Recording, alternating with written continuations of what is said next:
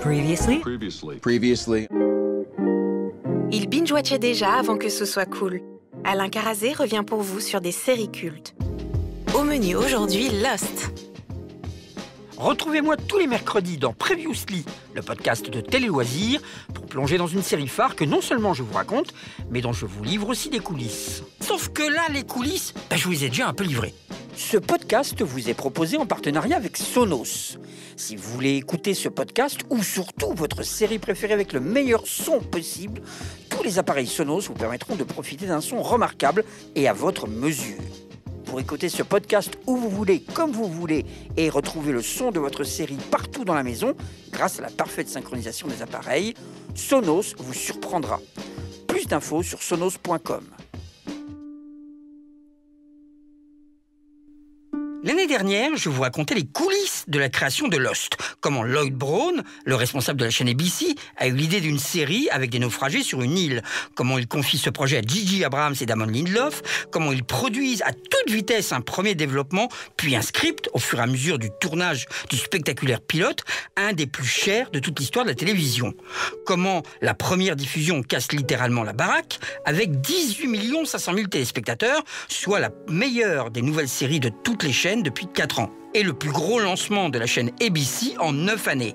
Et comment, malgré tout cela, Lloyd Braun se fait virer de son poste suite au précédent projet désastreux qu'il a lancé, mais que pour le remercier de sa ténacité, J.J. Abrams et Damon Lindelof lui confient un rôle dans la série.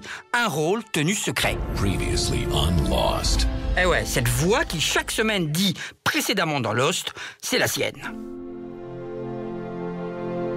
Il restait à vous retracer Lost du début à la fin. Et c'est essentiel de le faire, car Lost a irrémédiablement marqué l'histoire des séries télé en imposant un genre, la série high concept, avec un grand mystère central. Un genre qui fait encore des émules non seulement sur les plateformes de SVOD ou sur les chaînes payantes du style HBO, où les longues trames à suivre sont devenues la norme, mais tout autant dans les séries des chaînes gratuites, comme par exemple avec Manifest, la toute dernière en date, que beaucoup ont lancé comme étant le nouveau Lost. Ensuite, parce que le final de Lost, massivement détesté et incompris, renvoie immédiatement au final de Game of Thrones, qui lui aussi a suscité un rejet absolu de tous ceux qui s'étaient tellement impliqués dans la série et qui espéraient leur fin et non pas celle des créateurs. Et cela renvoie aussi au scandale qu'a provoqué en 1969 la diffusion de l'épisode de résolution de la série Le Prisonnier, qui força son créateur, Patrick McGowan, à fuir la Grande-Bretagne tant la haine à son égard était grande.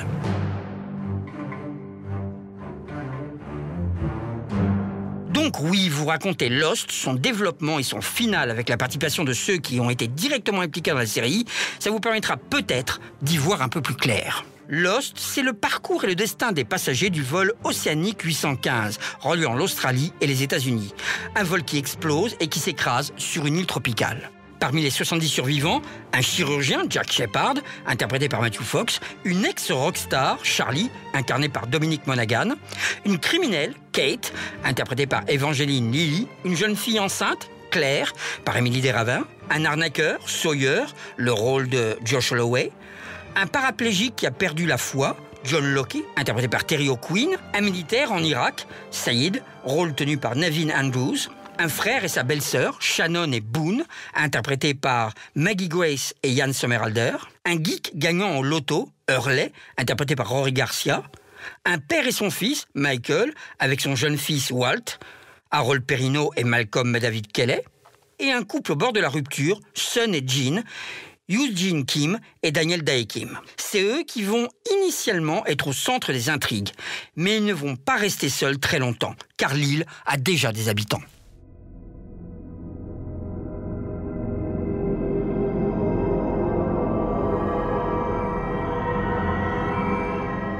Dès leur arrivée en catastrophe sur l'île, dans la saison 1 de Lost, les naufragés vont devoir faire face à un ours polaire. Puis ils vont découvrir une créature de fumée noire qui va tuer le pilote de l'avion, puis tenter d'emporter Locke. Ils vont aussi capter un signal radio laissé là par une rescapée française, Danielle Rousseau, interprétée par l'une des vedettes de la série Babylon 5, Mira Furlan, qui vit sur l'île depuis 16 ans. Par les flashbacks, nous découvrons donc que Locke est paraplégique, mais que, à sa grande surprise, il remarche sur l'île. Les conflits vont se nouer entre lui, l'homme de foi, et Jack, l'homme de science. et un triangle amoureux se dessine entre Kate, Jack et Sawyer. Vers la fin de la saison 1, il est clair qu'il y a d'autres personnes sur l'île, les autres dont parle Rousseau. Certains naufragés comme Sawyer et Jim construisent un radeau pour tenter de quitter l'île, mais tombent sur un bateau avec les autres. Et les autres emportent Walt, le fils de Michael. Jack, Locke et Boone découvrent non seulement un vieux galion échoué en pleine forêt, mais aussi une trappe dans le sol, avec dessus la même suite de nombres qui a permis à Hurley, par le passé, de remporter un gros lot au loto, mais qui a contribué aussi à détruire sa vie. Les nombres sont 4, 8, 15, 16, 23, 42. Une trappe qu'ils vont devoir faire sauter avec quelques-uns des bâtons de dynamite trouvés dans le galion, le Black Rock. Enfin, dans cette première saison, Boone va mourir, tué par la chute d'un petit avion qu'ils ont retrouvé coincé dans les arbres. Et l'interprète Ian Somerhalder sera après la vedette de The Vampire Diaries. Alors que la fin de saison approche, la plupart des critiques amalgament la série avec d'autres, comme La 4e dimension, pour le côté fantastique, Au-delà du réel, pour le monstre, Twin Peaks, pour le mystère central, et Le Prisonnier, pour les survivants retenus sur l'île. Et puis aussi X-Files, pour des éléments inexpliqués. Damon Lindelof reconnaît toutes ces influences. En 2007, au Festival de télévision de Monte-Carlo, Terry O'Quinn nous parlait du mystère qui était Lost pour lui, à tel point qu'il en découvrait les ingrédients en même temps que nous. Honnêtement, quand on a démarré, je ne savais même pas au début du tournage que mon personnage était dans une chaise roulante. Ce n'était que dans le 3e épisode que cela a été révélé. Je l'ignorais même alors qu'on tournait le second.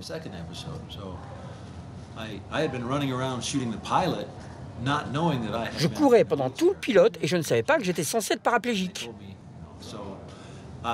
C'est un peu comme la vie. On nous apporte les choses au fur et à mesure. Moi, je reçois le script, je réagis à ce qui est écrit. Si je ne suis pas heureux, tant pis. Si j'étais scénariste, je n'écouterais pas les doléances des acteurs. La saison 1 est un carton et elle fait près de 18 millions de spectateurs rien qu'aux États-Unis. Elle obtient 12 nominations aux Emmy Awards, elle remportera l'Emmy de la meilleure série et celui de la meilleure réalisation pour le pilote de J.J. Abrams. Cependant, J.J. Abrams se doit d'abandonner les rênes de la série pour aller tourner le prochain Mission Impossible. Carlton Cuse est maintenant aux côtés de Damon Lindelof, pour qui il avait travaillé sur sa précédente série Nash Bridges. Et avec tous les autres scénaristes, il tente de continuer la saga. Côté budget, chaque épisode de Lost coûte entre 2 500 000 et 2 800 000 $ à produire. Avec ce succès phénoménal viennent aussi les vautours habituels, comme ce scénariste qui a affirmé avoir proposé un projet semblable d'une série pour enfants en 1977.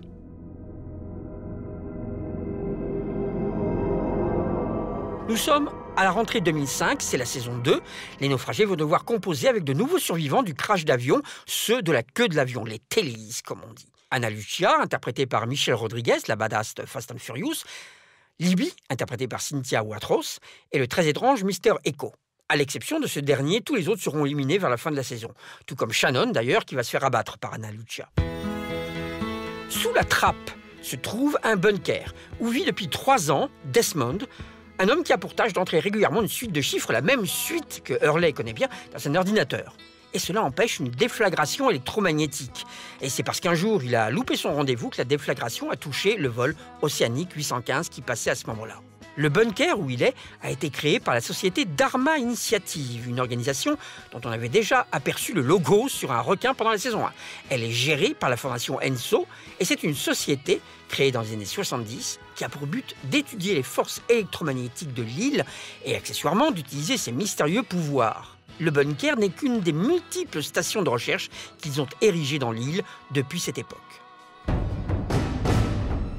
Vers la fin de saison, Jack, Sawyer et Kate sont faits prisonniers par les autres, qui avaient déjà infiltré les naufragés avec des personnages comme Ethan ou avec un certain Harry Gale, un personnage interprété par Michael Emerson, qui ne devrait apparaître initialement que pour 3 épisodes d'ailleurs. Sa performance a entraîné le développement de son rôle. Les 3 héros ont été trahis par Michael, qui a battu Libby et Ana Lucia.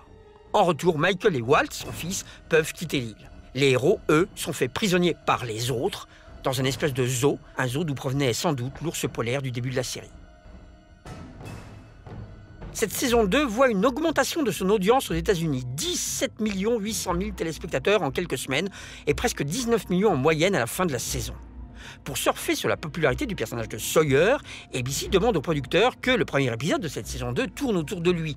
Mais après un premier scénario et 3 jours de tournage, ils se rendent compte que ça ne fonctionne absolument pas avec l'arc narratif général de la saison. Le tournage est donc interrompu, un nouvel épisode, le bon cette fois, est mis en production.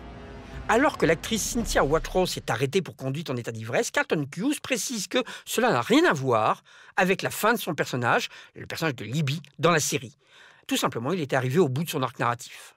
Quant à la trappe, l'un des symboles de la série, elle se trouve dorénavant non pas sur l'île, non pas à Hawaï, mais dans le bureau de Damon Lindelof, aux côtés des Emmy Awards et des modèles réduits de l'avion Oceanic 815. Cuse, lui, depuis la fin de la série, a gardé l'horloge qui décomptait le temps avant que Desmond ne doive relancer le décompte. Dans la saison 3, Elizabeth Mitchell, de Urgence, va tenir le rôle très important de Juliette, une des autres. Elle a pour but de quitter l'île un jour, donc elle va rejoindre et s'associer aux survivants. Elle avertira Sun que, enceinte, elle est en danger. En effet, aucune naissance ne peut survivre sur l'île. Nous apprenons que la Dharma Initiative, initialement en place sur l'île pour étudier ses pouvoirs, a été décimée par un certain Benjamin Linus, dit Ben. Et en fait, Ben, c'est celui qui s'était infiltré parmi les naufragés sous le nom de Henry Gale. Tout jeune, Ben, à son arrivée sur l'île, avec son père qui rejoignait la Dharma Initiative, s'était associé aux autres, les occupants natifs de l'île, et à leur chef, Richard. Une fois qu'il a éliminé les envahisseurs de la Dharma, Ben et les autres ont pris leur place. On découvrira un peu plus tard que le fameux Richard a en fait échoué sur l'île avec le bateau Black Rock en 1867 et qu'il est devenu immortel.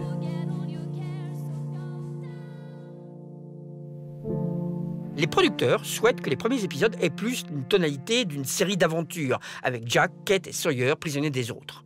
Par contre, la destruction du système de contrôle provoque une décharge électromagnétique qui est repérée par Penelope, dit Penny, la fiancée de Desmond. Persuadé que c'est elle qui envoie une mission de secours, Jack va s'opposer à John et donne la position de l'île au bateau chargé de les retrouver. Mais, dans une base sous-marine, Charlie, oui, la rockstar, découvre que Penny n'est absolument pour rien dans cette opération. Trop tard, il va mourir noyé. Et à la fin de cette saison 3, il y a un coup de théâtre qui nous montre non plus des flashbacks dans le passé des personnages pour mieux les cerner, mais des flash-forward de leur avenir. Ils sont de retour aux États-Unis. Jack tente de convaincre Kate de retourner sur l'île. À partir de là, la série va profondément changer.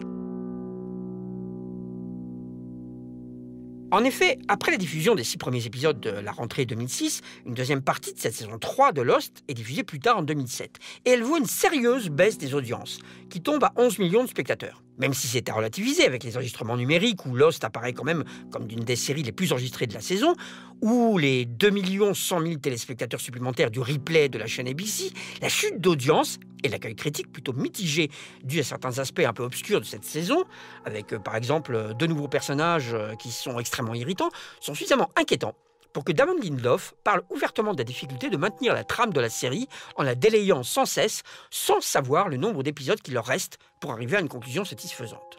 Tant et si bien que Lost obtient un accord absolument sans précédent.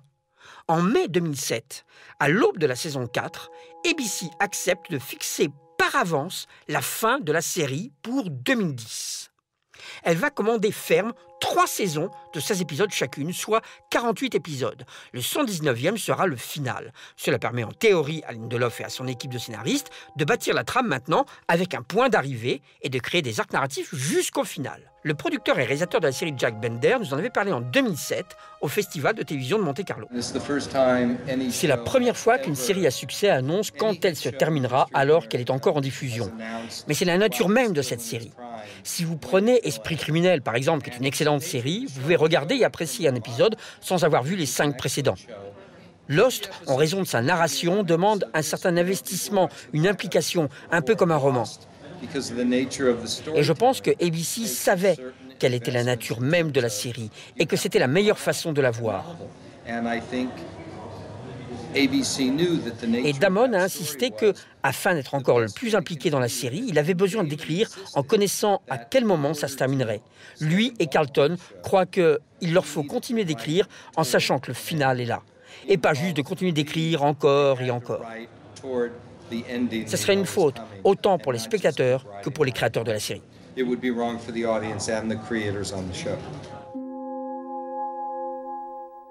Enfin, un autre sujet un petit peu plus délicat, celui-ci. Des années plus tard, Angeline Lilly, l'actrice qui interprète le rôle de Kate, affirme avoir été quasiment obligée de tourner pour cette saison 3 une scène à moitié nue.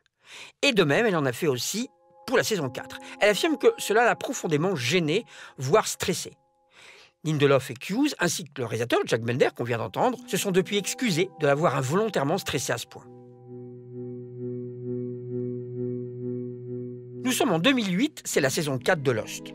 L'arrivée de sauveteurs sur l'île ne se déroule pas tout à fait comme on pouvait l'attendre. Une équipe de scientifiques menée par Daniel Faraday a plutôt l'intention d'exploiter les pouvoirs de l'île sur le voyage dans le temps. Ils ont pour but de récupérer l'île des mains de Ben via une équipe de mercenaires. En s'alliant aux autres, les survivants sont parvenus à les vaincre. Alors que 6 survivants décident de quitter l'île via l'hélicoptère des mercenaires, Ben, qui a été remplacé à la tête des autres par John Locke, dans un accès de désespoir et dans le but de protéger l'île, va actionner, au plus profond de l'île, un système qui fait que l'île disparaît instantanément. Durant toute la saison, nous assistons aussi à des flash-forward, à la difficile réinsertion des Oceanic Six, comme on les appelle, les 6 qui sont retournés chez eux. Jack, Kate, Hurley, Sayid, Sun et Aaron, nouveau-né Claire. À la mort de Locke, Jack souhaite les convaincre de revenir sur l'île. Même si le problème narratif semble être réglé, une nouvelle embûche se dresse face à la série, la grève des scénaristes. Et oui, la saison doit se contenter de 14 épisodes et pas des 16 prévus. De plus, à la fin de la saison, Harold Perrineau a publiquement exprimé sa déception devant la façon dont son personnage trouve la mort, quelques mois après son retour dans la série. Et surtout qu'il ne retrouve pas son fils Walt, donc il est vraiment très frustré. Il va même jusqu'à évoquer le fait que tout ça est dû à un préjudice racial de la part des showrunners Damon Lindelof et Carlton Hughes. Pour la saison 5 de Lost, les choses deviennent de plus en plus compliquées. Et ça, c'est pas moi qui le dis, c'est de l'aveu même du producteur Carlton Hughes.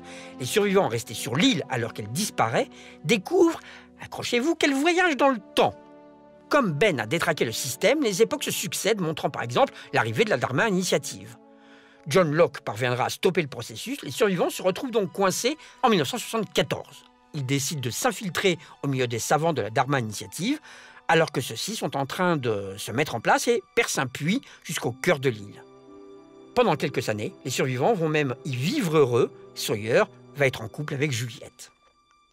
3 ans plus tard, en 1977, alors que Jack et Kate les retrouvent, Daniel Faraday émet l'hypothèse que s'ils parviennent, suivez-moi bien, à faire exploser une bombe nucléaire dans le puits, l'énergie de l'île se déversera. La soupape contrôlée par Desmond n'existera donc pas.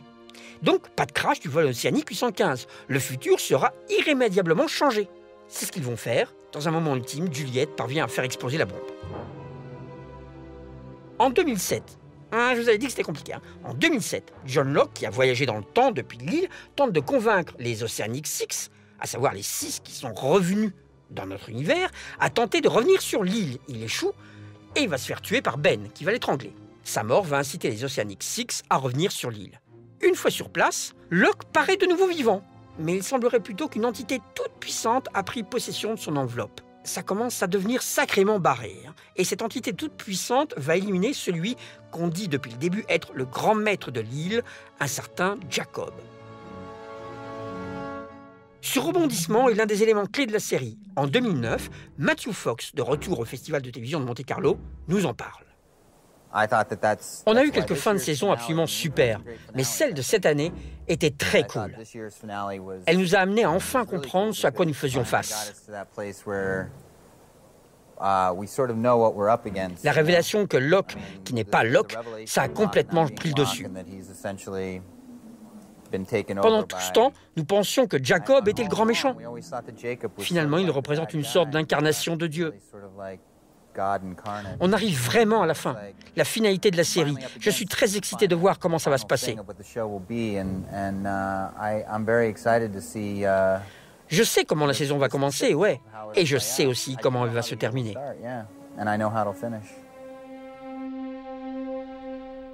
L'homme en noir, c'est comme ça qu'on l'appelle, qui a pris l'apparence de John Locke, est en fait le frère de Jacob. Tous les deux sont, tels Caïn et Abel, des frères ennemis. Tous deux sont nés il y a des siècles sur l'île et ont pour fonction de la protéger. Et Jacob est souvent intervenu dans le destin des naufragés à des moments clés de leur vie, quelquefois dès leur enfance, et les a tous effleurés pour découvrir qui sera élu nouveau protecteur de l'île. Et c'est d'ailleurs lui aussi, Jacob, qui a rendu Richard immortel. Dans la saison 6, la dernière saison de Lost, le grand final, Jacob meurt, l'homme en noir, qui était aussi le monstre de fumée, souhaite maintenant pouvoir régner sur l'île et au-delà. Il va tenter d'éliminer les derniers candidats à la succession de Jacob, les uns après les autres. Saïd, Son et Jin perdront ainsi la vie. L'homme en noir va aussi s'opposer aux autres, ça veut dire les vrais et authentiques habitants de l'île, pas ceux dévoyés par Ben, les autres donc, et ils sont dans un temple où ils ont recueilli les survivants. Et ils gardent aussi farouchement une fameuse fontaine qui est à l'origine de tous les pouvoirs générés par l'île. À la source de cette fontaine, au fond d'une grotte, le cœur électromagnétique de l'île. Lors d'un affrontement final, l'homme en noir est éliminé par Kate, alors qu'il était presque parvenu à détruire l'île. C'est Hurley, aidé par Ben, qui sera dorénavant le nouveau gardien de l'île, de sa puissance et de ses secrets. La plupart des naufragés parviennent à quitter l'île, Jack, lui, se sacrifie et meurt. Matthew Fox nous parle de cette conclusion et de l'évolution de son personnage. C'était quelques mois avant, en 2009. Ça a toujours été ce que Damon Lindelof et moi avions prévu. Nous n'avons jamais voulu faire de Jack une sorte de chevalier en armure sur son cheval blanc. Nous l'avons imaginé comme un soi-disant héros et tout le monde le voyait comme un leader et un guide. Et nous avons toujours voulu trouver un moyen différent pour avancer. Comme par exemple, qu'est-ce que la véritable bravoure? Alors nous avons passé 4 ans à le démolir, jusqu'à la limite du suicide. Il est parti de l'île, mais l'île le consume à distance. Il voulait se suicider, il est devenu complètement alcoolique, drogué. Il a fini par comprendre et assimiler le fait que son destin est lié à l'île et qu'il était destiné à y faire quelque chose de très important. Et je crois qu'à la minute où il a compris ça, c'était le premier pas vers sa rédemption. Je pense que le moment final de cette série sera très rédempteur. Ça pourrait se finir comme ça, mais c'est trop simple. Parce que l'explosion de la bombe nucléaire dans le puits en 1977, là, si vous vous souvenez bien, a cependant créé une continuité temporelle divergente. Une réalité parallèle. Les producteurs préfèrent appeler ça les flash sideways. Donc une réalité où le vol océanique 815 ne s'est jamais écrasé et où chaque personnage suit donc un destin extrêmement différent sans que l'île ne vienne les influencer. Sawyer y est flic, Son et Jim ne se sont jamais mariés et cependant ils vont tous graduellement se recroiser, impacter les vies des autres, se souvenir qu'ils ont une étrange connexion entre eux. Lors du final de cette série, cette ligne temporelle s'avère être le fil de la vie que tous les personnages ont tissé ensemble. Desmond avec Penny, Charlie avec Claire, Son avec Jean, tous y embrassent leur destin et le chemin parcouru, alors que, dans la réalité, Jack, sur l'île, ferme les yeux une dernière fois. Avec cela, Damon Lindelof et Carlton Cuse explorent le thème du destin par opposition au libre arbitre. Un thème qui fait penser à l'opposition homme de foi, homme de science des 2 premières saisons. Quelques semaines après la diffusion de ce dernier épisode, Rory Garcia, qui tient le rôle de Hurley, le nouveau donc patron de l'île maintenant, était au festival de télévision de Monte Carlo. On lui a bien sûr demandé de nous expliquer cette fin et surtout si les naufragés étaient morts ou pas. Sur l'île, on n'est pas mort. Mais tout le monde finira par mourir un jour. Les personnes que vous avez vues mourir dans la série, Libby, qui se fait tuer par Michael, ou Jack, qui est blessé et qui ferme les yeux à la fin, ça, c'est le moment où il meurt. Quand Hurley va-t-il mourir? Je ne sais pas. Sûrement après qu'il ait tout réglé sur l'île. Quand Ben mourra-t-il? Je ne sais pas. Locke, on sait que Ben l'a étranglé. Il y a eu toutes ces aventures. Et ensuite, certains sont morts.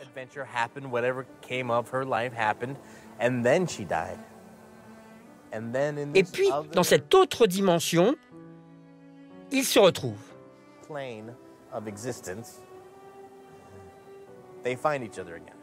Tout ce que je sais sur les Sideways, c'est que quelque part, c'est une création de leur conscience collective.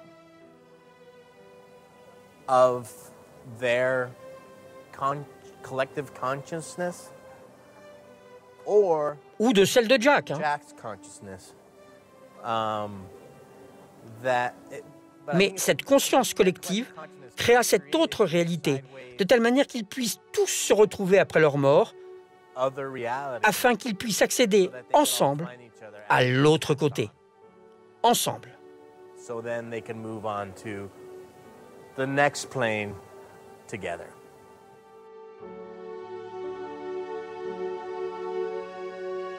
Si cette dernière saison fait une moyenne de 10 millions de spectateurs, le premier et le dernier épisode font respectivement 12 et 13 500 000 spectateurs. Bien sûr, le prix du spot de pub inséré dans l'épisode final est en hausse et passe à, accrochez-vous, de 214 000 $ à 900 000 $ pour 30 secondes de pub. Le 13 mai 2010, soit quelques jours avant la diffusion du tout dernier épisode de Lost, George Lucas écrit une lettre aux producteurs, les félicitant pour Lost et leur confiant que lui, il n'avait aucune idée de comment Star Wars allait se poursuivre, mais que le truc est ensuite de prétendre le savoir.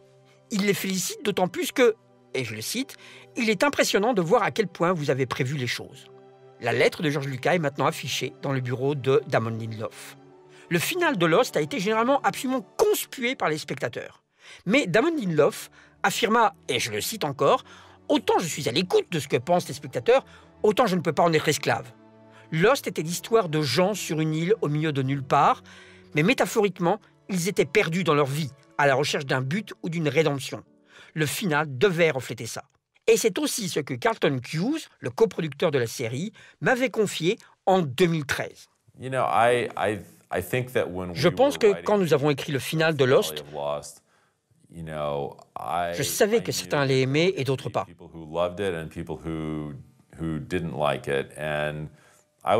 Moi, ça me va. J'ai accepté ça. C'était impossible que la fin de Lost fasse l'unanimité, que tout le monde en soit satisfait. Nous avions écrit la série que nous souhaitions écrire. La fin est notre fin. C'est la fin qui nous satisfait et dont nous sommes contents. Je suis désolé que des gens ne l'aiment pas.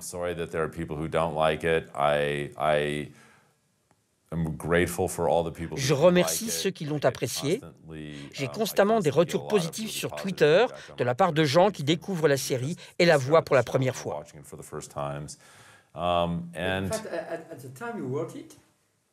À l'époque où vous l'écriviez, vous pensiez que vous en seriez prisonnier, que vous alliez en parler durant toute votre vie?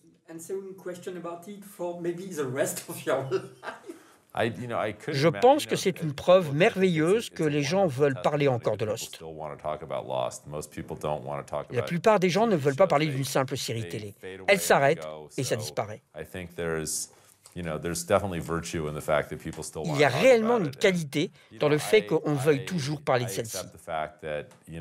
J'ai accepté le fait que des gens l'aient aimé et d'autres non, et c'est comme ça. Mais je n'échangerai rien de tout cela.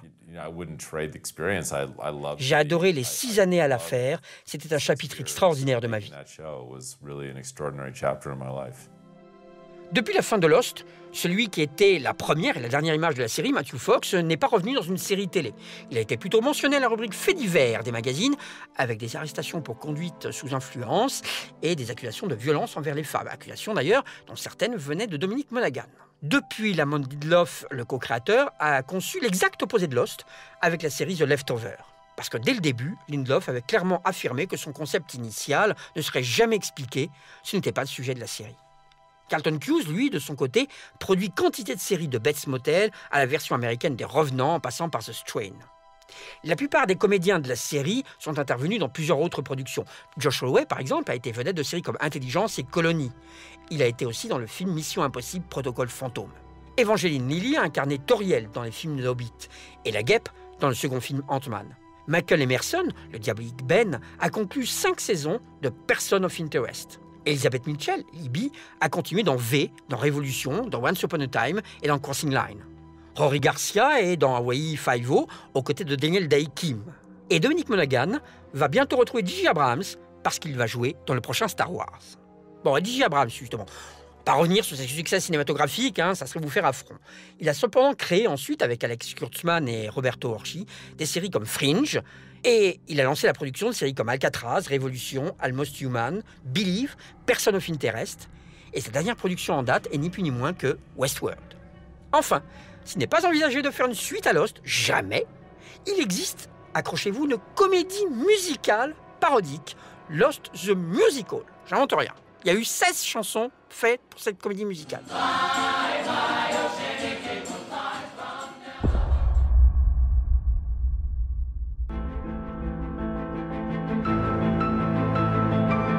La semaine prochaine, un previously exceptionnel. Comme vous le savez sans doute, Downton Abbey arrive au cinéma, dans un long métrage sur grand écran. Pour fêter ça, le prochain previously sera entièrement consacré à la série et au film Downton Abbey. Notre podcast est à retrouver sur les plateformes Deezer, Podcast Addict et Apple.